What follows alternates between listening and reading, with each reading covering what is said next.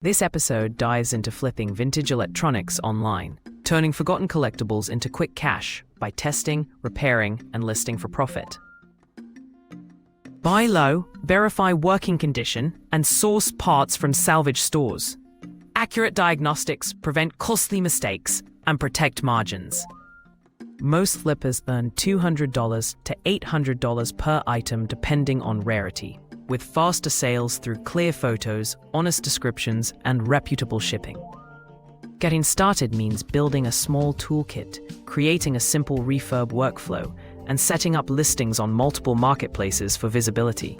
Stay patient, document repairs, track costs, and scale by batching similar fixes.